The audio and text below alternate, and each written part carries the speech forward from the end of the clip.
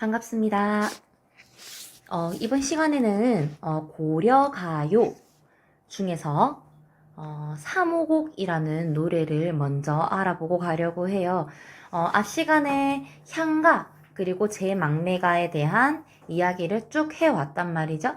그래서 고려가요인 3호곡과 제 막내가가 어떤 부분들이 비슷한지 또 어떤 부분들이 시상을 시상을 높이고 더 격앙되게 깊이 있게 만드는 더 심화시키는 뭐 이런 부분들이 있는지 이런 것들 두 가지 작품을 비교하면서 분석하려고 해요. 네, 3호곡 한번 보고 가겠습니다. 네, 선생님이 교과서 331페이지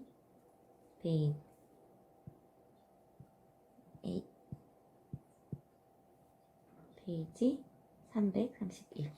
네, 거기 나와 있는 왼쪽에 있는 원문을 지금 여기 써놨는데요. 한번 보고 갈게요. 호미도 오른쪽이랑 비교해 가시면 됩니다.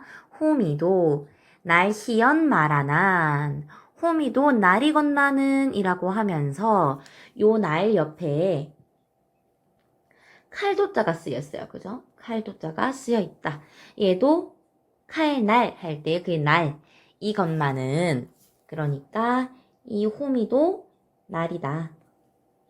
날이지만 날이연 말하는 날이지만 낫같이 여기서 말하는 요 낫은 낫이겠죠. 낫같이 이때는 국외음화가 전혀 일어나지 않았기 때문에 t라고 쓰였어요. 낫같이 들리도 없으니이다.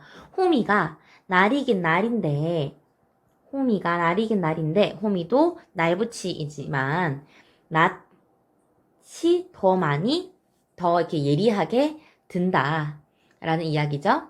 그 밑에 거 볼게요. 왜 갑자기 3호곡이라고 했는데 홈이랑 낫이 들어왔는지 뒤를 보면 알 수 있어요.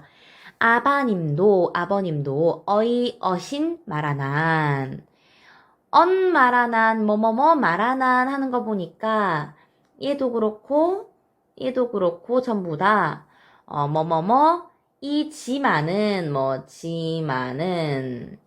뭐뭐뭐 건만은 이런 뜻이겠죠. 그쵸? 네.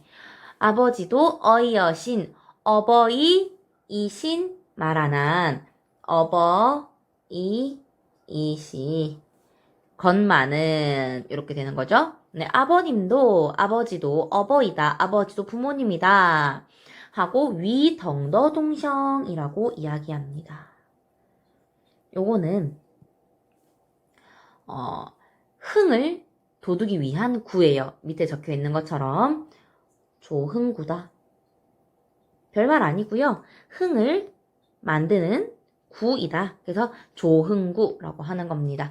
보통 악기 소리를 이야기를 많이 해요. 악기 소리를 따와서 이렇게 만듭니다. 위덩더동성 중간에 노래로 치면 중간에 이렇게 가사가 아닌 노래 부분이 나온다든지 부분 그죠? 네, 배경 음악 부분 그런 것들 한다든지 베이비 약간 이런 것들 없이 이렇게 의미 없이 들어가는 것들 그런 것들이에요. 아버지도 어버이시지만은 하고 반주가 주르륵 나왔어요. 강조가 되겠죠.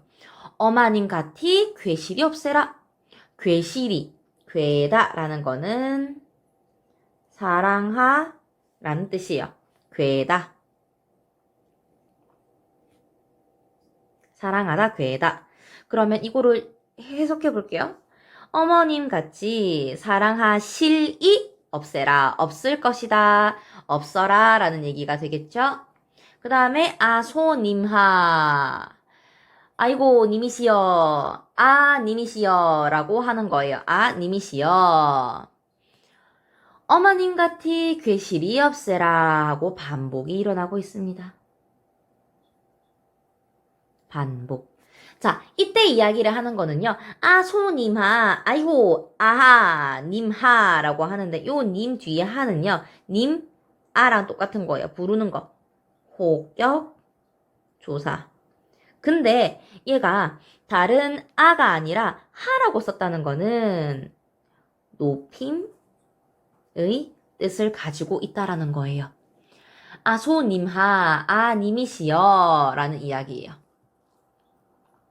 그래서 내용들은 다 봤어요. 그죠? 호미도 날이지만 나처럼 잘 들 리가 없다. 아버지도 어버이, 부모님이시지만 어머님처럼 사랑하실 리는 없다. 아이고, 님이시여, 어머님같이 사랑하실 리가 없다라고 이야기를 했습니다. 자, 그럼 홈이랑 낫 왜 나온 것 같아요? 홈이도 날이지만, 아버지도 어버이지만 하면서 아버지랑 홈이랑 같이 가는 거죠. 홈이 아버지 비유하고 있다라고 보시면 되겠네요. 그러면 나머지 하나. 낫은요, 그러면. 아이고. 낫은, 여기는 낫은 어머님이랑 똑같다 되겠죠. 이렇게 두 개 비유하고 가는 겁니다. 그러면 호미는 아버지의 사랑, 아버지의 사랑. 그러면 낫은 쓸데가 없네. 어머니의 사랑이라고 쓸 수가 있겠네요. 이해되시겠죠? 자, 다른 데는 안 나왔는데 여기만 나와 있는 거 체크하고 갈게요. 소님하. 다른 데도 나오긴 나왔어요. 나오긴 나왔는데 요때 소님하라고 하는 거는 어디 나왔어요? 많이 나온 것 같긴 한데. 네. 요 라고 하는 거는 19채 향가에서도 낙구로 나왔던 부분이죠. 그죠? 하면서. 그쵸? 그러면 안 나왔던 거, 이제 진짜 안 나왔던 거. 요거 조흥구 이야기하는 거죠. 조흥구 혹은 여음구라고도 이야기를 합니다. 여음구, 남는 음으로 만든 구이다. 여음구라고도 이야기를 해요. 여음구. 보통은 요런 애들은요, 의미가 없어요. 의미가 없고요. 음악적인 기능만 담당합니다. 보통 이렇게 위덩더동형 악기 소리 이런 것처럼 의성어 소리를 나타내는 소리다. 악기 소리 같은 이런 것들 이야기합니다. 이게 다른 데는 안 드러나는, 다른 데는 안 드러나는 고려 가요의 특성 되겠네요. 특성. 그죠? 네. 이렇게 됩니다. 자, 여기까지 보시고요.